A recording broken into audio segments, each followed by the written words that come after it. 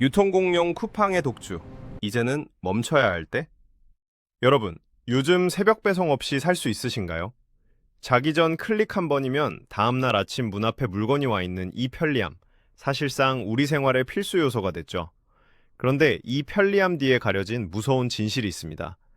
지난 13년간 우리 유통시장을 꽁꽁 묶어놨던 규제가 오히려 특정 기업의 괴물 같은 독점을 키워줬다는 사실.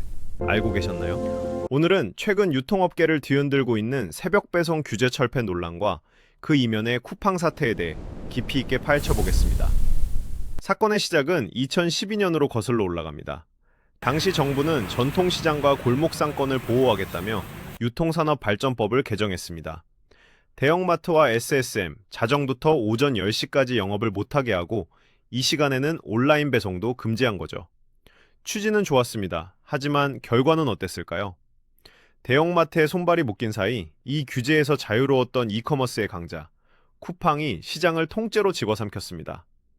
2024년 기준 국내 새벽 배송 시장 규모는 약 11조 8천억 원. 전문가들은 이 중 쿠팡이 70% 이상, 금액으로 치면 11조 원 넘게 독점하고 있다고 분석합니다. 전통시장을 살리려던 법이 오히려 쿠팡이라는 거대 공룡의 독주 체제를 만들어준 규제의 역설이 발생한 겁니다. 그런데 최근 분위기가 심상치 않습니다. 작년 말 쿠팡에서 무려 3,370만 명의 개인정보가 유출되는 대형 사고가 터졌죠. 국민 대다수의 정보가 새나간 심각한 상황이었지만 쿠팡의 태도는 이례적으로 당당했습니다. 정부와 대립각을 세우면서도 끝까지 고개를 숙이지 않았죠. 업계에서는 이런 근거 없는 자신감이 바로 새벽 배송 독점에서 나온다고 봅니다. 우리가 아니면 누가 새벽에 배송해주겠어? 라는 배짱 영업인 셈이죠. 소비자들은 불안하면서도 대안이 없으니 계속 쿠팡을 쓸 수밖에 없고, 이런 구조가 고착화되면서 국내 유통시장 전체가 쿠팡에 종속될 수 있다는 우려가 현실이 되고 있습니다. 상황이 이렇다 보니 그간 소극적이었던 정부도 움직이기 시작했습니다. 최근 산업통상자원부는 이례적으로 새벽 배송 규제 개선에 대한 업계 의견 수렴에 나섰습니다. 쿠팡 사태 이후 더 이상 대형마트의 배송을 막는 것이 국익에 도움이 되지 않는다는 판단을 내린 것으로 보입니다. 전문가들의 의견도 일치합니다. 계명대 이호택 교수는 규제를 풀어 대형마트 등 다양한 업체가 경쟁에 참여하게 해야 독점적인 지배력이 풀린다고 지적합니다.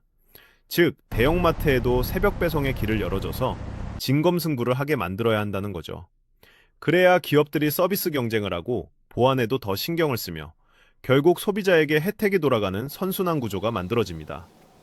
지난 13년 전통시장을 보호하겠다는 명분 아래 시행된 규제는 결국 쿠팡이라는 거대 독점 기업을 낳았습니다. 이제는 규제가 아닌 공정한 경쟁이 필요한 시점입니다.